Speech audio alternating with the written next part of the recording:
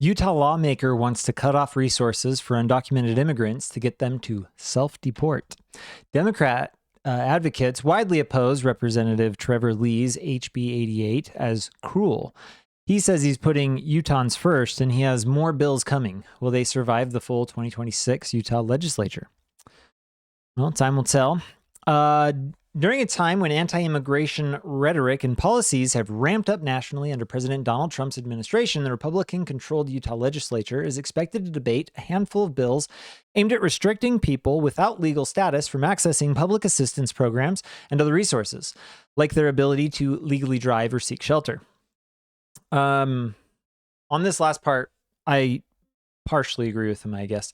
The question remains, however, whether the bills will survive both the House and the Senate and the governor's pen in a state that historically has been welcoming to refugees and immigrants. The Utah legislature's 2026 general session, set to convene Tuesday, also comes during an election year, with 15 seats in the Senate and 75 in the House up for grabs. So I want to go ahead and read his bill, HB 88, or at least portions of it. So there he is, Trevor Lee. I genuinely, I do actually like Trevor Lee. I don't agree with him on everything, but I think he's well-intentioned, and I get his perspective. Again, I don't agree with everything that he always says, but there's definitely a lot that I appreciate that he's doing. All right, so here's the bill. This is, let's actually read the general description. This bill amends provisions regarding exceptions to verification of lawful presence for the receipt of certain public assistance benefits. So in other words, he wants to change the rules on what you're allowed to receive if you are here unlawfully. So the bill amends provisions regarding exceptions to verification of lawful presence for the receipt of certain public assistance. Basically just reread that. Makes technical and conforming changes. So the very first one is here at the top, where 1A says, except as provided in subsection 3, which is where all the rest of the changes are, or when exempted by federal law. So he's removing the when exempted by federal law. An agency or political subdivision of the state shall verify the lawful presence in the United States of an individual at least 18 years old who applies for. So there's a couple things that I want to read in this bill first and foremost, and then we'll go back to that article because I think there have been some very blatant lies and just some stupidity coming from some of the Democrats. Not 100% of it is stupidity, but there are definitely some dumb takes in there. So he's removing the when exempted by federal law. That, like, okay, fine, let's remove the exemptions that are established by some other governing body. I'm okay with that. Utah should just control its own exceptions. And if the federal government creates an exception that should override or replace states, through lawful means and regular legislation, fine. Like, it should already take place. So in this type of a situation, I'm like, it makes sense. Okay, so here's section 3. Verification of lawful presence under this section is not required for. So this is where you have an exception. So if you are 18 years or older, you have to validate that you are a citizen of the United States, except, let's read some of those just to get a thought first before we read what he's removing.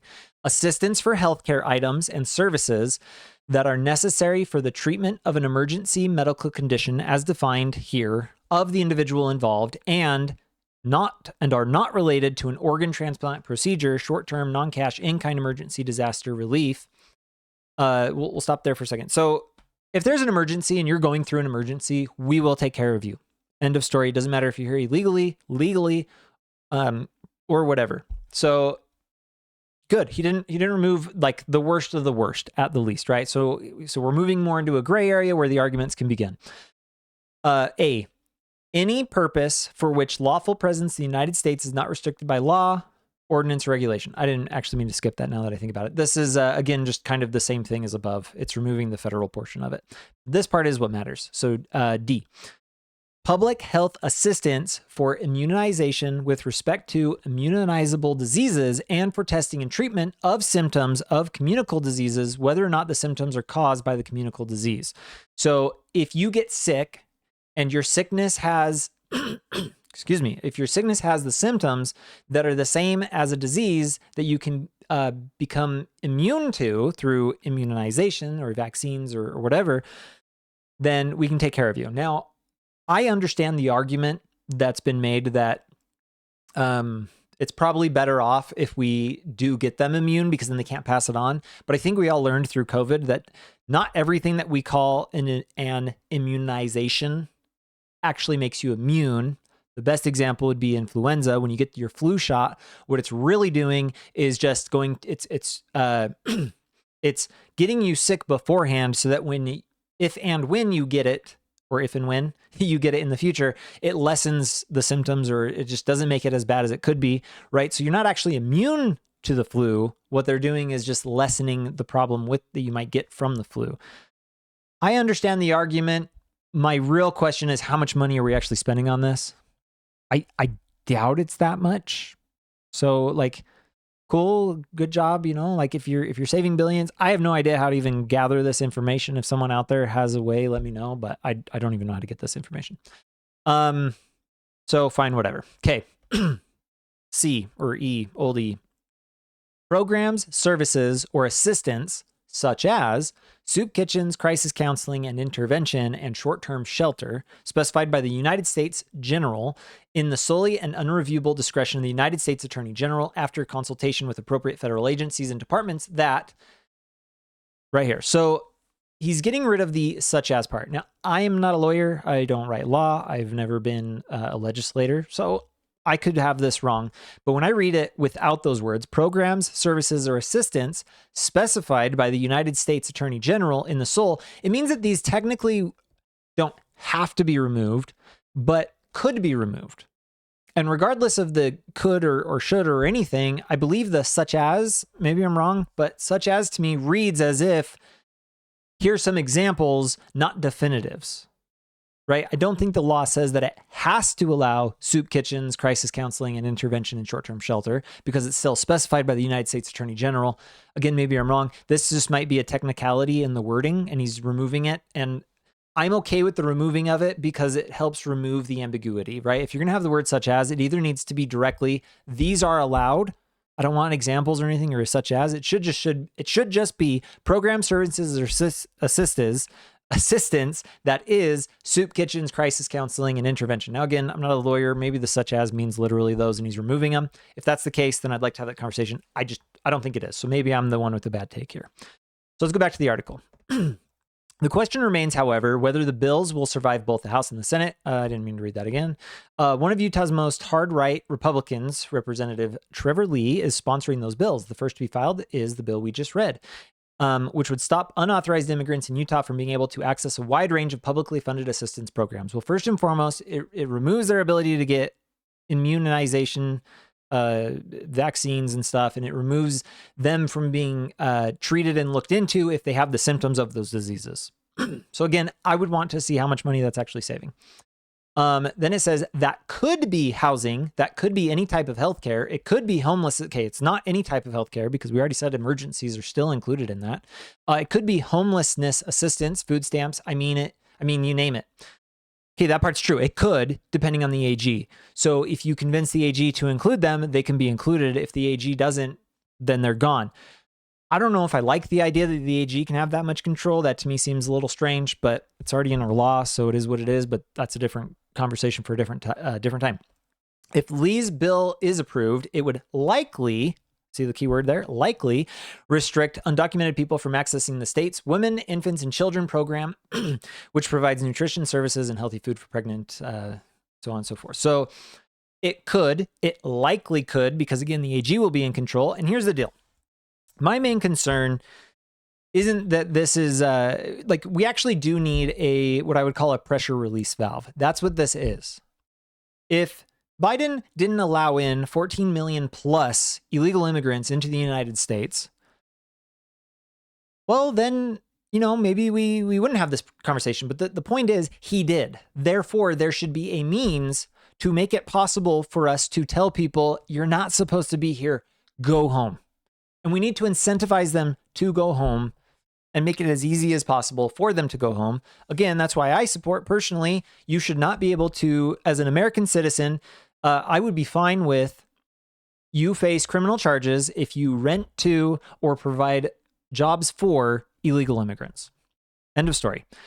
especially the working poor. If you allow them to work for you, first and foremost, we should just follow the actual process. Their legality, law matters.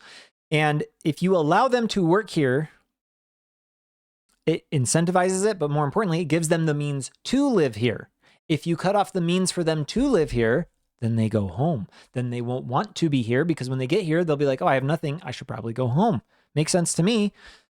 Lee's bill is modeled after one passed by the Idaho legislature last year. The American Civil Liberties Union of Idaho sued, alleging it unlawfully disqualifies others eligible low-income immigrations from life-saving HIV treatment based solely on their immigration status. True, it does.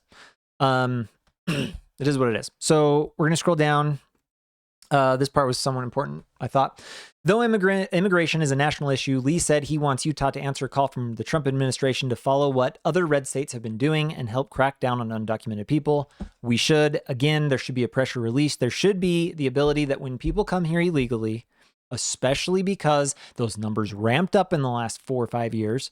I mean, they dropped the last year, so 4 years before last year. There needs to be a means and a way to take care of it. And again, I am for immigration. I like immigration. I am okay with immigration, but I think it needs to be handled in a manner in which is beneficial to the American people, to the public, that doesn't overstep, doesn't become a burden on the system, doesn't become a problem. Which means if we can allow in millions of people and do it in a way that doesn't cause those problems, great, fine. If your argument is that it's too hard, great, let's change the law and let's make it easier. After we, let's have the debate, is what I'm saying, to make it easier. I'm fine with that.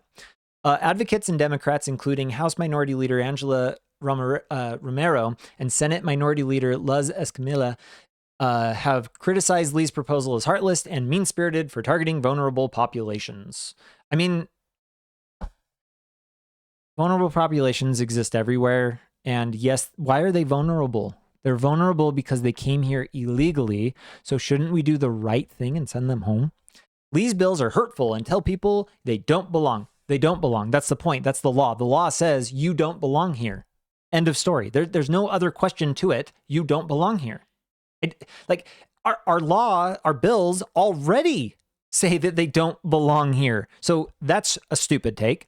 She added that everyone's family at some point, except our indigenous communities, immigrated here. Well, I hate to break it to you, but most people believe that most of the indigenous people also immigrated here. They've also immigrated all around the United States, and not being a singular people, there was a bunch of different peoples who immigrated and took over each other's lands, and it's been going on for thousands of years. And here's the deal. We're not talking about immigrants. We're talking about individuals who came here illegally. They didn't follow the process. We don't know who they are. We weren't able to vet them. We aren't able to make sure who they are. They just came. We need to have a process. There is a process on purpose. It's like having a bouncer at a club or having security at your own home. You don't just let anyone into your home. You don't just open your door and be like, hey, anyone who wants to come in, come in. That's stupid. I encourage my colleagues to have a little bit of compassion. What? Utah is like the most compassionate state. We've done way too much on the compassionate side. To be honest, we've kind of gone beyond compassionate to, I don't know the word, but a form of suicide. Okay? Utah is causing a problem for itself. Now, I agree that Utah should be compassionate, but it is not compassionate to allow someone who is a lawbreaker to encourage them to continue to break the law. She also noted that many of the people impacted by Lee's bills are part of a mixed status family with kids who may be citizens, but parents who are undocumented. That's true, and I would love to have the conversation as to how we handle these individuals. I would love that conversation. I think it needs to be had. I also think that it should be changed, that just because you're born here doesn't mean that you are a citizen. That should change. I think that's just stupid that someone can come here, have a baby, and then just be like, well, he's a U.S. citizen, sorry. It's not like these individuals are not contributing to our economy. I hate this argument. Graph go up. I don't care if they're contributing to the economy or not. The problem is we don't know who they are. We don't know who they're loyal to. We don't know if they're sleeper cells. We don't know if they're spies. We don't know what they're doing. A lot of them are actually criminals who came here because they were criminals in the country in which they were, and they were let out and they came here. Some of them just fled here because they didn't want to face repercussions in their own country. So it's like, that's just stupid. I don't care. They have to buy food, they pay taxes. So I get frustrated when there's a stereotype that people who are aspiring to be citizens or aspiring for a better future for their family, that they are taking away from the system, when in actuality, a majority of them are putting more into our economy than they're getting back. No one cares. The question isn't about the economy. The question isn't solely about, like, I'm sorry, but Trevor, Representative Lee already said it. The point is to help Utahns and to encourage them to self-deport. Like, yeah, some people have an argument of the economy. Some of them are really stupid. Agreed, but not all of them. In particularly infuriating, Romero said that many people who would be impacted by Lee's are children. No, they wouldn't. You know why? Because it specifically excluded children. Those that are 18 or older. Are you saying that if you're under 18 that the law impacts that? It doesn't, because they're children and they are exempt. Lee, who is up for re-election this year, said his aim is putting Utahns first. Why on earth, when there are struggling Utahns, would we ever allocate and put those resources to someone who's not even a citizen of this country? Now, the whole not a citizen part, like, I get what he's saying, but in my estimation is criminals. Why would we give it to criminals who shouldn't even be here resources when there are other individuals who are trying to contribute, trying to participate, and are citizens? If you came here legally and you are here and remained legally, that's where I would say the nuance of his sentence is I don't think it should be citizens. It's just people in America who are here legally. Yeah, fine. Providing public assistance to undocumented immigrants, Lee said, is incentivizing lawbreakers. It is, because they're literally breaking the law, and therefore we're just saying it's fine to break the law. Come here and you can break it. We're allowing people to break the law, and then we give them free stuff. That's true. The point is that they will self-deport. So let's see. This is the last part. I think it's diabolical, that he's really willing to literally deny people food in an effort to force them to go back. He's not directly there. That is a possibility, but it's not a direct correlation. As if people can just pack up their satchel, Corinna said. I mean, it's way more complicated than that. And in the meantime, what do people do? I got a quick one for you here. The Department of Homeland Security has announced a historic opportunity for illegal aliens to receive cost-free travel, forgiveness of any failure to depart fines, and 1,000 exit bonus to facilitate travel back to their home country or another country where they have lawful status through the CBP Home mobile app. So people can just pack up their satchel. We're literally giving them a free ride home. So here's what I'm going to say. We have a house. We've got bouncers. Joe Biden came in and said, hey guys, bouncers, we're going to open the doors. A bunch of people came in. No one vetted them. No one looked at who they were. Donald Trump came in and said, okay, everybody out of the house. Okay, out of the house. Everybody leave. And no one's leaving. And we're like, look, we got gift baskets. We'll give you $1,000. I got an Uber. The Uber's ready to pick you up. You can bounce out of here. Okay, that's the worst that's going on is we're asking people, hey, we got a gift basket for you. Here's $1,000 and a ride home. Free trip home. And if you caused any problems in our country, like departing fines, that's fine. We'll waive them. Just leave. Please just get out of the house. And people are like, no, I get to stay. Why do you get to stay? I don't know. I don't know why people feel entitled that they just get to stay. It doesn't make sense. Now, again, mixed families and stuff, I think there's a little bit of nuance here and we can have that conversation. But until that point, we are offering them a free ride. And if they say no, well, then we say, hey, bouncer, come in, please. Get this person, just get them home. And guess what? We're still paying for your Uber ride home. We're still going to pay and get you home. So it's like, I just don't understand the argument at all that people who came here illegally and are trying to stay, you shouldn't just get to stay. Leave. We'll give you $1,000. We're giving you a gift basket and we're driving you home. Just leave. That's all. So real quick, I just want to go over the quick numbers here.